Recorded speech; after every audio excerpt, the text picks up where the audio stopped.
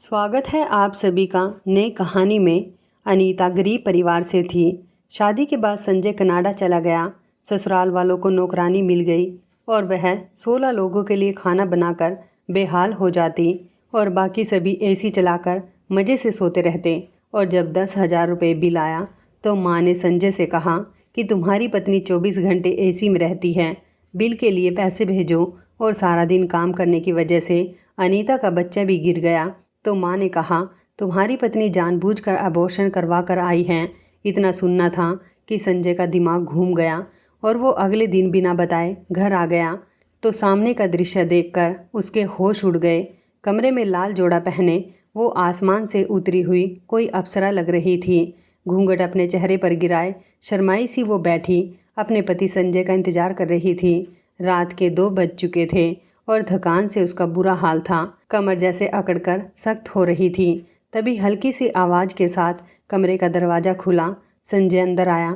नई नवेली दुल्हन ब्याह कर लाने की खुशी संजय के अंदाज से झलक रही थी। वो उसके पास आकर बैठा और नमस्ते किया। अनीता ने धीमे से उसके नमस्ते का जवाब दिया। हजारों अंदेशे उसके दिल में आ रहे थे और वो बहुत गरीब परिवार की लड़की थी, मगर संजय एक अमीर परिवार से संबंध रखता था। ना जाने कैसे संजय की माँ को अनीता भा गई। शायद इसकी वजह अनीता की सुंदरता, उसका सलीका था कि संजय की माँ ने पहली नज़र में अनीता को अपने बेटे के लिए पसंद कर लिया। चट मंगनी पट ब्याह वाला काम हुआ और आज अनीता संजय की दुल्हन बनी उसके सामने बैठी थी। संजय मुस्कुराते हुए उसके हाथ में मुंह दिखाई की अंगूठी पहना रहा था। अनीता को यकीन नहीं हो रहा था कि किस्मत ऐसे भी पलट सकती है और वो जो कभी आर्टिफिशियल ज्वेलरी भी खरीदने की हैसियत ना रखती थी, आज उसके हाथों में हीरे की कीमती अंगूठी पहनाई जा रही थी। वो बस संजय को देखती रह गई थी। तभी वो एकदम चौंक गई। संजय कह रहा था, देखो अनीता, तुम मेरी माँ की पसंद हो, मगर मैं जानता हूँ कि जल्द ही तुम अपने अच्छे व्यवहार से मेरे दिल में भी जगह बना लोगी। मैं तुम्हें बहुत प्यार दूंगा, तुम्हारी हर ज़रूरत का ख्याल रखूँगा, मगर इसके बदले में मैं तुम्हें एक बात कहता हूँ कि मेरे घर वालों की जी जान से सेवा करना और मेरी माँ के सामने कभी जुबान मत चलाना, उनका आदर करना। उन्होंने मुझे बहुत मुश्किलों से पाला है। अनीता मुस्कुरा दी। भला उसको क्या ऑब्जेक्शन हो सकता था? वो तो वैसे भी इन सब घर वालों को अपना मान चुकी थी। शादी का अगला दिन बहुत अच्छा गुजरा था। अनीता भी किस्मत के पलटने पर बहुत हैरान थी। वो कुछ दिन खुशी के झूले में झूलते हुए गुजरे और संजय का जॉब पर वापस जाने का समय आ गया। वो कनाडा में काम करता था। शादी की छुट्टी के सिलसिले में इंडिया आया हुआ था। अनीता बहुत उदास थी, मगर उसने दिल पर पत्थर रख लिया। उसने सोचा, संजय चला जाएगा तो क्या हुआ, आखिर ये सब तो मेरे अपने हैं। संजय की माँ का व्यवहार अनीता के साथ बहुत अच्छा था। वो बहुत प्यार से उससे बात करती थी, मगर अनीता को एक चीज़ समझ ना आती थी कि जब भी संजय कभी आसपास ना होता तो उसकी सास उसे चुभती हुई नज़रों से घूरती रहती। अनीता को लगा कि ये उसका वहम है। संजय अनीता से बहुत सारे वादे करके चला गया और वो अपने उदास दिल के साथ अकेली रह गई, मगर वह नहीं जानती थी कि उसकी ज़िंदगी में कैसी मुसीबत आने वाली है। संजय की बड़ी बहन संध्या का रिश्ता तय हो रहा था। आए दिन उसके ससुराल वाले आए हुए होते। आज संजय के जाने के बाद वो पहली बार आ रहे थे। सुबह अनीता भी अपने कमरे में सो रही थी जब अचानक ज़ोरदार आवाज़ के साथ दरवाज़ा खुला। उठ जाओ मैडम, कब तक नींद पूरी करनी है? सारा दिन बिस्तर तोड़ते हुए ही गुजारोगी क्या? संध्या के ससुराल वाले आ रहे हैं, उठकर उनके लिए कुछ खाने पीने का इंतज़ाम करो। मेरे बेटे को तो भगा दिया है, अब हम बेचारों को तो किसी तरह रहना है ना। जल्दी से किचन में आओ। अनीता ने हैरानी से उठकर देखा। ये उसकी सास थी। उसे उनके व्यवहार पर बहुत हैरत हुई, मगर उसने कुछ न कहा। खामोशी से हाथ मुंह धोकर किचन में आ गई। अभी सुबह के 8 बजे थे। सास ने उसे सारे घर वालों का नाश्ता बनाने का आदेश दे दिया। वह खामोशी से नाश्ता बनाने लगी। सब घर वाले अभी मज़े से सो रहे थे। अनीता ने सबके लिए पराठे बनाए, आलू की सब्जी और चाय बनाई और फिर जाकर देखा तो अभी तक सबके सब सो रहे थे। उसने आगे बढ़कर अपनी ननद को हिलाया, उठो संध्या, उठकर नाश्ता कर लो, मैंने बना दिया है। संध्या तो गहरी नींद में थी। अनीता उनके कमरे से बाहर निकल गई। उसने अपनी सास को ढूंढना चाहा और ये देखकर हैरान रह गई कि सास भी एसी वाले कमरे में सुकून से सो रही थी। वो खामोशी से ड्राइंग रूम में आकर बैठ गई। घर के सारे लोग 11:30 बजे जागे। अनीता ने खामोशी से सबको नाश्ता सर्व किया। उसकी ननद ने हॉट पॉट से पराठे निकालकर खाना शुरू किया तो मुंह बनाने लगी। मम्मी, ये क्या है? ठंडे हो रहे हैं पराठे, दांतों से चबाए भी नहीं जा रहे। संध्या दूसरा पराठा खाते हुए बोली। तभी अनीता के ससुर बोले, मुझे तो ताज़ी रोटी बना कर दो, मुझसे ठंडे पराठे नहीं खाए जाते और ना ही मैंने कभी खाए हैं। एक एक करके सारे लोग शुरू हो गए। अनीता खामोशी से उठी और सबके लिए दोबारा नाश्ता बनाने लगी। सब डाइनिंग टेबल के आसपास बैठे लगातार चीख पुकार करते रहे, मगर कोई उठकर मदद के लिए नहीं आया। घर में अनीता को मिलाकर कुल 16 लोग थे। संजय की बड़ी बहन शादीशुदा थी। वो अपने 4 बच्चों के साथ मायके में रहती थी। उसका पति भी विदेश में काम करता था। संजय के चाचा चाची, उनके बच्चे और सास ससुर, इतने लोगों का काम अनीता के सर पर आन पड़ा। इनमें से कोई भी हिलकर मदद करवाने को तैयार ना होता। अनीता को हैरत होती थी कि उसके आने से पहले आखिर घर का काम कौन करता था। साफ सफाई के लिए काम वाली आया करती थी, मगर जैसे ही अनीता ने घर के कामों को अपने हाथ में लिया, सास ने काम वाली की छुट्टी कर दी और वो काम भी अनीता से करवाने लगी। अनीता सुबह सुबह उठती, सफाई करती, नाश्ता बनाती, दोपहर का खाना बनाती, कपड़े धोती, यहाँ तक कि उसका पूरा दिन ही घर के कामकाज में निकल जाता। गर्मियों के दिन थे। गैस के आगे खड़े होकर वो सबकी पसंद का खाना बनाती। सब एसी वाले कमरे में लेटे बस फरमाइशें करते रहते। वो पका पका कर बेहाल हो जाती तो सबको जाकर बता देती। सब उसके ऊपर एहसान करते हुए एसी वाले कमरे से बाहर निकलते और डाइनिंग टेबल पर बैठकर खाना खाते। खाने के दौरान वे कई बार अनीता को उठाते। वो सबकी ज़रूरतें पूरी करती। खाने के बाद सब बर्तन वही डाइनिंग टेबल पर छोड़कर फिर से एसी वाले कमरे में जा घुसते। कोई मूवी लगा लेता, कोई आपस में बातें करने लगता और कोई दोबारा से सो जाता। अनीता फिर से गंदे बर्तन धोने में लग जाती। इन्हीं दिनों अनीता की तबीयत बहुत ख़राब रहने लगी। सुबह उठती तो उल्टी से उसका बुरा हाल होता। किचन में काम करने के दौरान कई बार वो उल्टियाँ करती। सास की नज़रों ने भांप लिया कि कुछ और मामला है, मगर उन्होंने अनीता के सामने नाम तक नहीं लिया। एक दिन अनीता की माँ उससे मिलने आई तो अनीता ने उसे अपनी ख़राब तबीयत के बारे में बताया। वह चौंक गई और उसे लेकर करीबी लेडी डॉक्टर के पास चली गई। लेडी डॉक्टर ने चेकअप किया तो खुशखबरी सुनाई कि अनीता प्रेग्नेंट है। अनीता तो हैरान ही रह गई कि इतनी बड़ी खुशी उसकी ज़िंदगी में आ गई, उसे पता ही ना चला। वो घर वापस आई। डॉक्टर ने आराम करने और खाने पीने की सलाह दी। डॉक्टर का कहना था कि अनीता को खून की कमी है। अनीता की मां ने घर आकर अनीता की सास को बताया कि अनीता प्रेग्नेंट है और डॉक्टर ने उसे आराम करने को कहा है। बेहतर यही है कि आप कोई काम वाली रख लें। अनीता की सास ने बहुत खुशी का दिखावा किया। कहने लगी, हाँ हाँ बहन, ये तो मेरी बेटियों जैसी है। भला मैं इस हालत में इससे काम क्यों करवाऊंगी। मैं आज ही किसी काम वाली का इंतज़ाम करती हूँ। अनीता की माँ संतुष्ट होकर चली गई। अनीता जैसे ही कमर सीधी करने के लिए बेड पर लेटी तो उसकी सास आ पहुँची। अनीता, कुछ मेहमान आए हैं, उठकर उनके लिए चाय का इंतज़ाम करो और ज़्यादा लेटने की ज़रूरत नहीं है। इस हालत में कामकाज करना वैसे भी सेहत के लिए अच्छा होता है। मैंने भी भरे पूरे ससुराल में रहते हुए बच्चे पैदा किए हैं। तुम कोई अनोखा बच्चा नहीं पैदा कर रही कि बिस्तर से लगकर लेट जाओ। अनीता हैरत से उनकी तरफ देखती रही, मगर कुछ न बोली और खामोशी से उठकर मेहमानों के लिए चाय का इंतज़ाम करने लगी। उसके प्रेग्नेंट होने की खबर से घर वालों को कोई फ़र्क ना पड़ा। उन्हें तो कामकाज के लिए नौकरानी चाहिए थी, इसलिए वो गरीब परिवार की लड़की ब्याह कर लाए थे। अनीता खराब तबीयत के बाद भी सारा दिन काम करती रहती। आखिरकार उसकी हिम्मत जवाब देने लगी।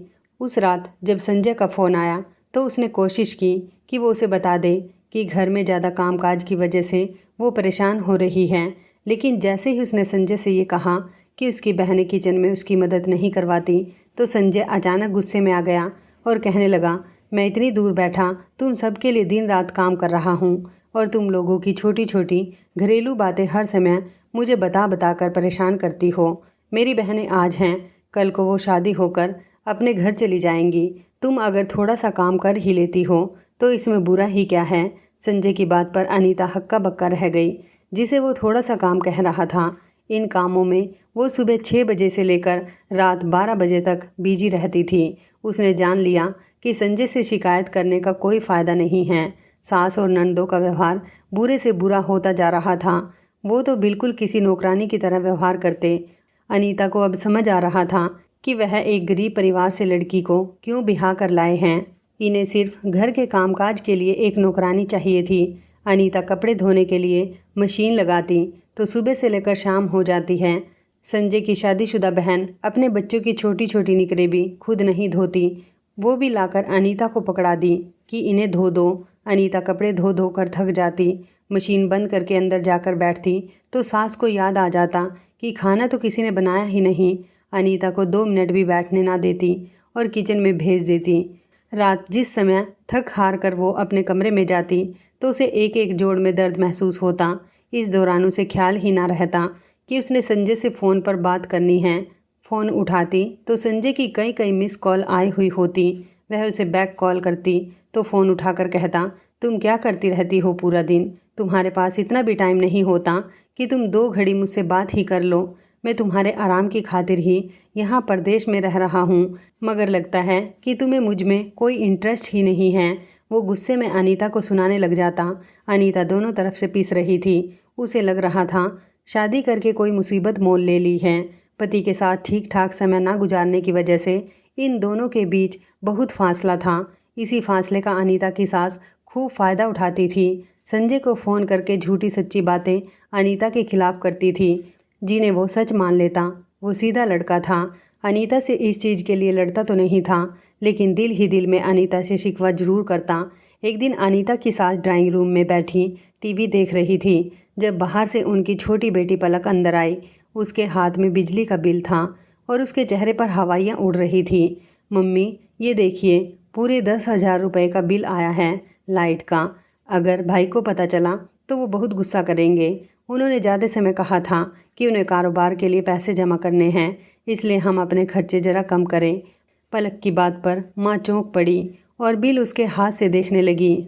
उनके चेहरे पर सोच की परछाई साफ नजर आ रही थी। तभी अचानक उनके दिमाग में ख्याल आया और उनके चेहरे पर मुस्कुराहट दौड़ गई। उन्होंने पलक की तरफ देखा और कहने लगी, जरा संजय को फ़ोन मिला कर देना। पलक ने ना समझने वाले अंदाज में मोबाइल निकालकर संजय का फ़ोन मिला दिया। जैसे ही संजय ने फ़ोन उठाया, माँ शुरू हो गई, हाय मेरा मासूम बच्चा, परदेश में दिन रात काम करके पैसा कमा रहा है, मगर तुम्हारी मेहनत का कोई फल तुम्हें नहीं मिलता। मुझसे बड़ी गलती हो गई, मुझे माफ़ कर दो। मैं इसलिए गरीब घर की लड़की ब्याह कर लाई थी कि वो रुपए पैसों की कदर करेगी, मगर अनीता तो इतनी फिजूल खर्च है, वो तो तुम्हें कंगाल करके छोड़ेगी। संजय को समझ नहीं आ रहा था कि माँ क्या कह रही है। तभी उसने कहा, मम्मी हुआ क्या है, बताए तो सही, क्या कर दिया अनीता ने? माँ ने मुस्कुरा कर पलक को देखा और कहने लगी, करना क्या है बेटा, सारा दिन एसी चलाकर कमरे में पड़ी रहती है। अगर मैं कुछ कहती हूँ तो रोने लग जाती है कि मैं प्रेग्नेंट हूँ, मुझसे कोई काम नहीं होता और गर्मी ज़्यादा लगती है। उसकी हालत की वजह से मैं भी ज़्यादा सख्ती नहीं करती, मगर सच तो ये है कि दिन रात एसी चलाने की वजह से लाइट का बिल 10,000 रुपये आ गया है। तुम्हारे पापा के पास तो पैसे हैं नहीं, तो तुम्हें ही पैसे भेजने पड़ेंगे बिल के। पैसे सुनते ही संजय के होश उड़कर रह गए, लेकिन वो अब क्या कर सकता था। उसने माँ को तसल्ली दी कि वो पैसे भेज देगा, मगर उसके दिल में अनीता के खिलाफ एक गांठ सी लग गई। अगले दिन जब सुबह सुबह घर में अनीता के सिवा सारे लोग सो रहे थे तो बड़ी ननद के ससुराल वाले आ गए। अनीता ने जाकर सबको उठाया तो सूजी हुई आंखों के साथ सब उठ गए, लेकिन सबके ही मूड खराब थे। संजय के ससुराल वाले चाहते थे कि उन्हें हलवा पूड़ी का नाश्ता करवाया जाए। बेचारी अनीता की शामत आई जब सास ने उसे कहा कि सारे काम छोड़ो, पहले संजय के ससुराल वालों के लिए अच्छा सा हलवा पूरी बनाओ। उस दिन अनीता को सुबह से ही चक्कर आ रहे थे, मगर वो चुपचाप किचन में जाकर खड़ी हो गई और पूरियाँ बनाने लगी।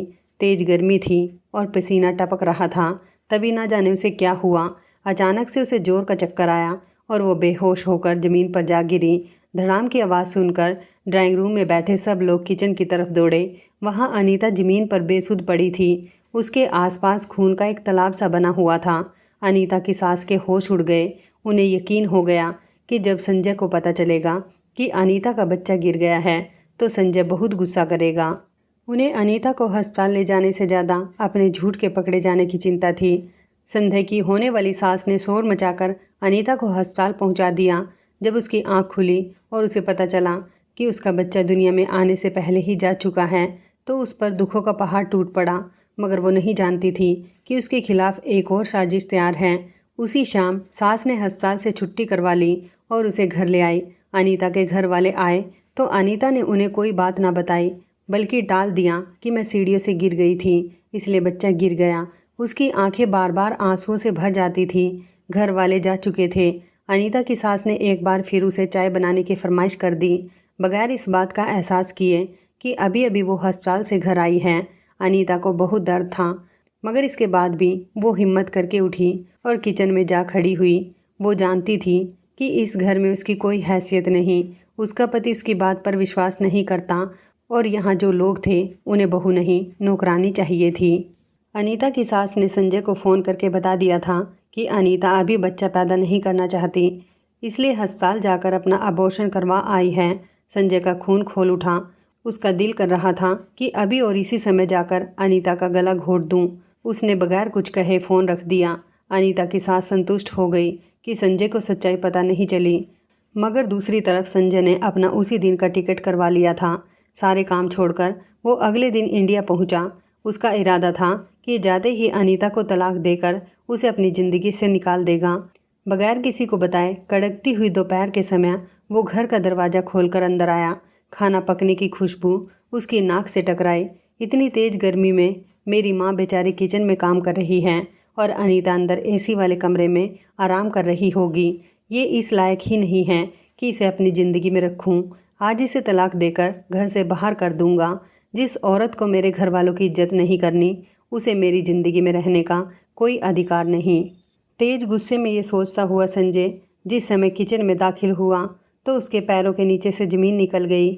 सामने ही अनीता खड़ी खाना पका रही थी, जिसने दोनों चूल्हे पर एक एक हांडी चढ़ा रखी थी। उसके कपड़े पसीने में भीगे हुए थे। संजय को याद आया कि मम्मी ने तो उसे बताया था कि कल ही अनीता ने अपना अबॉर्शन करवाया है। अपनी मर्जी से अबॉर्शन के अगले दिन ही वो किचन में खड़े होकर काम किस तरह कर रही थी। वो बार बार अपनी कमर पर हाथ रखती थी, जैसे उसे बहुत दर्द था। कभी माथे से पसीना साफ करती। उसने एक तसले में बहुत सारा आटा निकाल कर रखा हुआ था। शायद अभी उसे आटा गूंदना था। ज़रूर फिर रोटी भी बनानी होगी। संजय को किसी गड़बड़ का एहसास हुआ। वो अक्लमंद लड़का था। बगैर कोई आहट किए वो अंदर चला गया। अंदर पूरे घर में खामोशी थी।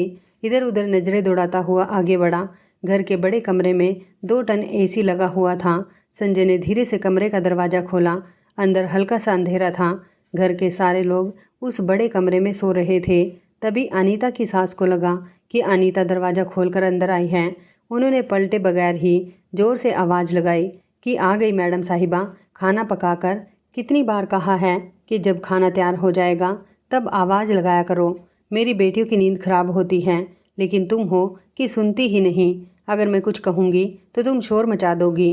कल ही मेरा बच्चा गिर गया है और आज सास ने काम पर लगा दिया। तो मैडम सुन लो कि मैं तुम्हें ब्याह कर इसलिए लाई हूँ कि तुमसे घर के कामकाज करवाऊँ, वरना मुझे तुम जैसी गरीब लड़की की कोई ज़रूरत नहीं थी। मेरे बेटे के लिए एक से एक ऊँचे परिवार के रिश्ते मौजूद थे। अब जाओ और जाकर खाना पकाओ और इसके बाद घर की सफाई भी कर लेना। रात को संध्या के ससुराल वालों को आना है, उनके लिए कम से कम 4-5 डिशेस बना लेना। पिछली बार की तरह 2 तरह के खाने बनाकर सामने मत रख देना। अनीता की सास अपने ही ख्याल में बोलती चली गई, ये जाने बगैर कि दरवाजे पर संजय खड़ा है। संजय के ऊपर तो जैसे पहाड़ ही टूट पड़ा था। अनीता की सास यह कहकर दोबारा सो गई। संजय ने नज़र दौड़ाई। घर के सब लोग लेटे हुए थे। सिर्फ एक अनीता ही थी जो इस चिलचिलाती हुई गर्मी में किचन में सबके लिए खाने का इंतजाम कर रही थी। वो जान गया था कि उसकी गैर मौजूदगी में उसकी पत्नी के साथ क्या व्यवहार किया जाता है। वो शर्मिंदा होता हुआ चुपचाप पलट गया। किचन में अनीता अभी तक खाना पका रही थी। संजय ने उसके पास जाकर देखा तो वो पसीने से भीगी हुई थी और धीरे धीरे कांप रही थी। कल ही उसका बच्चा गिरा था और आज वो 16 लोगों के लिए खाना बना रही थी। संजय का दिल इस अत्याचार पर दुखी होकर रह गया। उसने अनीता को पुकारा। उसकी आंखें आंसुओं से भीगी हुई थी। संजय ने बगैर कुछ कहे उसके सामने हाथ जोड़ दिए। मुझे माफ़ कर दो अनीता, मेरी आंखों से पट्टी तो उतर गई है। उसने अनीता का हाथ पकड़ा और उसे रूम में ले गया। माँ ने जब संजय को अचानक देखा तो बौखला गई। जल्दी से उठकर उसके पास आ गई और बोली, बेटा तुम कैसे आ गए अचानक, बताया भी नहीं। संजय बोला, मम्मी आपने मेरी पत्नी के साथ अच्छा नहीं किया, इससे सारे घर के काम करवाती रही, यहाँ तक कि इसका बच्चा इतना काम करने की वजह से गिर गया और आपने हमेशा मुझे इसके खिलाफ़ भड़काया और मैं भी आपकी बातों में आ गया। मुझे क्या पता था कि मेरी अपनी माँ ही मेरे साथ दगा करेगी, मेरे बच्चे की दुश्मन होगी। माँ से कुछ बोलते नहीं बन रहा था क्योंकि वह जान गई थी कि संजय ने अपनी आंखों से सब देख लिया है, अब झूठ बोलना बेकार था। संजय अनीता से बोला, अपनी तैयारी कर लो, अब तुम यहाँ नहीं रहोगी बल्कि मेरे साथ चलोगी। अनीता रो रही थी, उसके आंसू साफ करता हुआ संजय कह रहा था और अनीता को यकीन नहीं आ रहा था कि किस्मत उस पर इस तरह भी मेहरबान हो सकती है। संजय उसी शाम अनीता को लेकर किराए के घर में आ गया और सास और बाकी घर वाले अपना सा मुँह लेकर रह गए। तो इस कहानी के बारे में आपकी क्या राय है, कमेंट करके ज़रूर बताइएगा। दोस्तों, आपको हमारी ये कहानी कैसी लगी, आप हमें कमेंट बॉक्स में ज़रूर बताएं। यदि आपके पास भी ऐसी कोई प्यारी सी कहानी है या फिर ऐसी कोई कहानी जिससे कुछ शिक्षा मिले तो आप हमारे साथ उसको ज़रूर शेयर करें। दोस्तों, यदि आपको हमारी ये वीडियो अच्छी लगे तो आप हमारी इस वीडियो को लाइक शेयर ज़रूर करें और ऐसी ही दिल को छू लेने वाली प्रेरणादायक कहानियाँ सुनने के लिए हमारे चैनल को भी सब्सक्राइब करें। यदि आप हमें फेसबुक पर देख रहे हैं तो आप हमारे फेसबुक पेज को लाइक और फॉलो ज़रूर करें। तो दोस्तों, फिर मिलते हैं ऐसी ही ज़बरदस्त कहानी या टिप्स के साथ नई वीडियो में। तब तक के लिए धन्यवाद। आप सभी अपना ख्याल रखना। आपका दिन शुभ व मंगलमय हो।